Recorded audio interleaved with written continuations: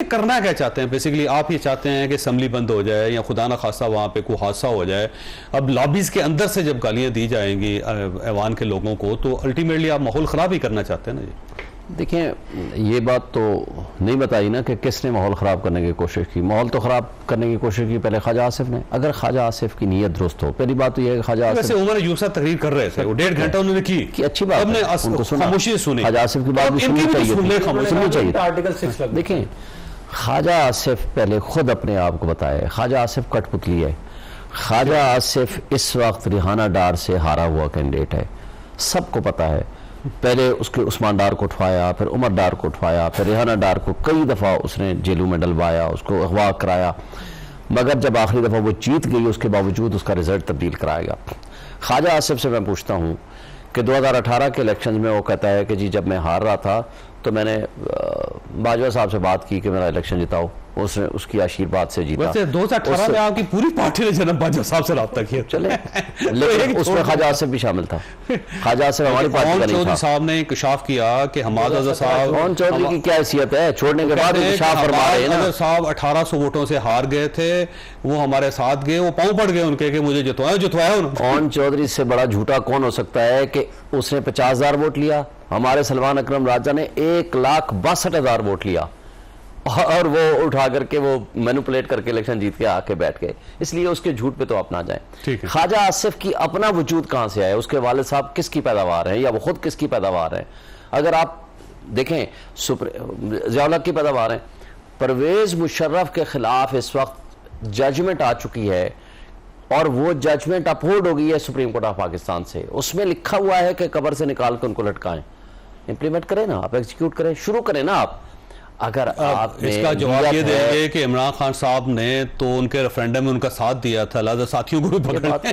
और एक बात सब तारीफ बड़ी खतरनाक है हमारी। फर्स्ट टाइम अगर वो कभी जेल में गया इमरान खान, फर्स्ट टाइम, तो वो सिर्फ मुशर्रफ के खिलाफ तहरीक जो अदलिया बहाली तहरीक थी उसमें वो जेल, वो लेट था सर। पहले जब रेफरेंडम हुआ था, ठीक है ना, तो वाहिद इमरान खान साहब थे जिन्होंने सपोर्ट किया था रेफरेंडम को। सर हमारी याददाश्त भी बड़ी जबरदस्त। इससे क्या फर्क पड़ेगा? अगर आपने ये थोड़ा है कि वो जाकर के ज़िया-उल-हक ने क्या कहा था कि मेरी उम्र नवाज शरीफ को लग जाए, वो लगी फिर उसके बाद। और जिस तरह की वही है। अगर मैं एक बात बताऊं, अगर 3 बड़ी पॉलिटिकल पार्टीज उठाएंगे, दी ओनली पॉलिटिकल पार्टी और इमरान खान जो अपने बलबूते पर और अपने जोर पे इक़्तिदार में आया और आज तक सबसे बड़ी पॉलिटिकल पार्टी बनी। अगर आप 2018 की बात कर रहे हैं आप?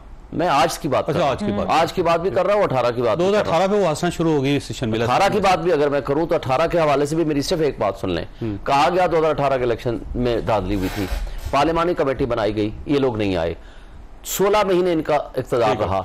सिर्फ एक बात करके बात मुकम्मल करने दें। 16 महीने में एक जुडिशल कमीशन बनाते और उसमें डिटरमिन कर लेते कि हाँ जी ये आपने गलत किया और यहाँ से ये खराबी होगी। अफनान साहब देखें, ख्वाजा आसिफ साहब को उस लेवल पे नहीं जाना चाहिए था कि एक शख्स है, जाहिर है उनके दादा हैं, उनसे उनकी अकीदत है, उनसी मोहब्बत है, आप उनको कह रहे हैं कि कब्र से बाहर निकाले और उनकी लाश को फांसी पे चढ़ाएं, तो सारे दूसरी तरफ से माहौल खराब होगा ना, आपको भी तो एहतियात करनी चाहिए। जी बिस्मिल्लाह रहमान रहीम। देखिए बात यह है कि जो इन्फॉर्मेशन मेरे तक आई है उसमें यह है कि उमर अयूब साहब ने कहा था कि आर्टिकल 6 लगना चाहिए ख्वाजा आसिफ साहब पे। तो ज़ाहिर है फिर उसके जवाब में जो है वो यही बात आनी थी जो आई है। अब किसी के ज़ाहिर अगर कोई किसी का बाप है या दादा है उसकी रिस्पेक्ट अपनी जगह है, लेकिन जनरल अयूब के ऊपर बहुत बड़े बड़े इल्ज़ामात हैं। उसने आइन को सबवर्ट, पहला आदमी इसने ये जिस डगर पे इस मुल्क को चढ़ाया है उसने चढ़ाया है। फिर बांग्लादेश के बानियों में से एक वो भी हैं, क्योंकि इतने हालात ख़राब कर दिए, वो बंगालियों को इंसान ही नहीं समझते थे। उन पर लियाकत अली खान के कत्ल का क्या कहते हैं इल्ज़ाम है, फातिमा जिन्ना के कत्ल का इल्ज़ाम है, फातिमा जिन्ना को इलेक्शन हराने का इल्ज़ाम है। तो ये इतने संगीन इल्ज़ाम जिस इंसान के ऊपर हो, ठीक है दादा भी है, हम कर उस रिश्ते की ज़रूर इज्जत है, लेकिन जो ये करोड़ों लोगों के हकूक मारे गए, जो लाखों लोग कत्ल हुए इनकी वजह, इनके कारनामों की वजह से, उसका भी तो कोई जिम्मेदार है कि नहीं है? कितनी बेचारी खवातीन की इज्जत जो है वो उधर बांग्लादेश में। तो लेकिन आपकी 5वीं गवर्नमेंट है तो आप कोई कानून बना दें। आज जनरल परवेज मुशर्रफ साहब को कहें कि वो आज से फील्ड मार्शल नहीं है और वो पहले आदमी है जिन्होंने आइन ये सब कुछ हो सकता है। देखिए हमने परवेज मुशर्रफ के खिलाफ हमने ही केस किया और फिर हमने उसकी सजा भी भुगती। बात ये है कि सिर्फ कह देना तो बड़ा आसान काम है ना, लेकिन उसके ऊपर अमल दरामद करना और उसको करवाना बहुत डिफ़िकल्ट काम है। अब मेरे वाले साहब ने तो ज़िया-उल-हक के दौर में भी जेल काटी है, तो लेकिन ठीक है, बहुत सारे लोग जो है वो मुख्तलिफ टाइम पे जो है वो उनका रहा है कुछ ना कुछ, लेकिन ये सिलसिला ख़त्म तभी होगा जब तमाम मेजर पॉलिटिकल प्लेयर्स ये फैसला कर लेंगे कि ये मज़ीद मामला नहीं चल सकता। और ये जब तक ये फैसला नहीं होगा ना, ये फैसला हो गया था एक दफ़ा 2007 में COD में, चार्टर डेमोक्रेसी में, लेकिन बदकिस्मती से जो है वो इमरान खान को इस्तेमाल किया गया, उन्होंने आगे वो सारा का सारा जो गेंस थे, डेमोक्रेटिक गेंस, वो सारे ज़ीरो कर दिए। और ये जो अभी बात कर रहे हैं इलेक्शन वाली, ये सिलसिला शुरू 2018 से, ये वाला जो किस फरमाइशी फ़ोन करके रिजल्ट चेंज करवाने वाला, मतलब कमाल।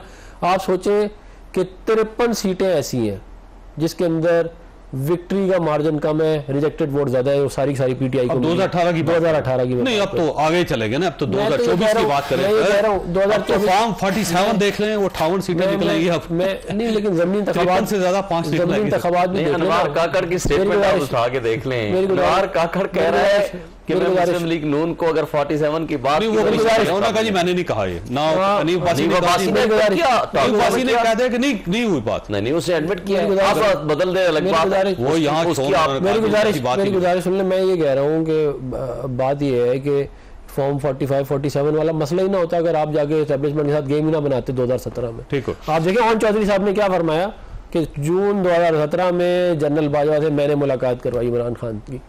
आप क्या करने के लिए गए थे वहां पे? और आज वहां की गवर्नमेंट ने 23 अरब रुपए की सब्सिडी भी दी, जो ज़ाहिर मुमकिन नहीं थी। और ऐसे महसूस होता है कि वहां पे अवामी प्रेशर में गवर्नमेंट जो है उसके सामने सरेंडर करने पर मजबूर हो गई। तो वहां पे एक लड़ाई की सूरत हाल है।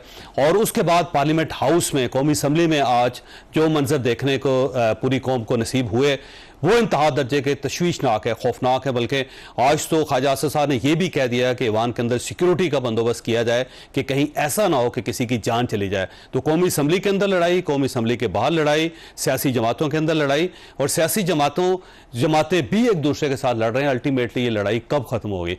और इसके साथ साथ आज एक खबर, उमर अयूब साहब ने कहा कि हर अदारे को लिमिट्स में रहना चाहिए। और साथ ही इमरान खान साहब ने जेल में कह दिया कि मैं आर्मी चीफ को खत लिखना चाहता हूं। तो ये लिमिट्स जो है वहां तक कैसे चलेगी, ये भी एक सवाल है जो हम आज के शो में डिस्कस करेंगे। हमारे साथ तशरीफ रखते हैं सेनेटर इफनान खान साहब, पाकिस्तान मुस्लिम लीग नून के साथ इनका ताल्लुक है। शुएब शाही साहब पाकिस्तान तहरीक इंसाफ से ताल्लुक रखते हैं, और शर्मिला फारूकी साहिबा पाकिस्तान पीपल्स पार्टी से ताल्लुक रखती है। शर्मिला साहब, ये फरमाइएगा, ये जो कौमी असम्बली, क्योंकि आप बराह रास्त कौमी असम्बली से आई, ये जो वहां पर जो सूरत हाल है कोई ज्यादा तशवीशनाक थी, क्या था? जी शुक्रिया चौधरी साहब। देखिए, कौमी असम्बली के अंदर शुरू दिन से जो सिचुएशन रही है वो बहुत कशीदा रही है। बीच में कुछ अरसा, चंद दिनों के लिए कुछ हालात बेहतर हुए थे, लेकिन जहाँ कहीं आप हकायक बयान करें या कोई ऐसी बात करें जो सुन्नी इत्तेहाद के नुमाइंदों को पसंद नहीं आती, तो फिर यही होता है जो आज हुआ। वैसे आज किसने वायलेट किया सारा डेकोरम? सुन्नी इत्तेहाद ने। ख्वाजा आसिफ साहब जो हैं एज पार्लियामेंट्री लीडर, वो स्पीच दे रहे थे। प्रेसिडेंट की जो जॉइंट सेशन से जो तकरीर थी उसके ऊपर बातचीत करनी थी, वो आए और उन्होंने तारीख बयान करना शुरू करी अयूब खान के दौर से।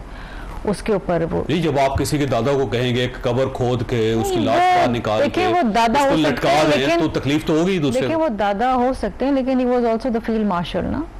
आइन तो यूसर्फ हुआ था ना। तारीख को आप बदल तो नहीं सकते, तारीख तल्ख है, लेकिन आप उसको बदल तो नहीं सकते। और आप किसी को रोक भी नहीं सकते कि वो तारीख बयान ना करे। जस्ट बिकॉज आपका पोता पार्लियामान में बैठा है तो आप बात ना करें, उसकी बात होगी। ज़िया-उल-हक के ऊपर बात नहीं होती है, ज़िया-उल-हक बैठे होते हैं, सुनते हैं, हमने कई दफ़ा देखा है। तो ये बात होती है, लेकिन इसका मतलब ये नहीं है कि हम टांग देंगे, हम ये कर देंगे। मैंने आज फिर इतनी गंदी गंदी गालियाँ सुनी हैं जो शायद ही मैंने ज़िंदगी में सुनी हो। मैं जब से इस ऐवान में आई हूँ, मैंने ऐसे ऐसे अल्फाज सुने हैं, ऐसी ऐसी गालियाँ सुनी कि जो मैं बयान नहीं कर पाती।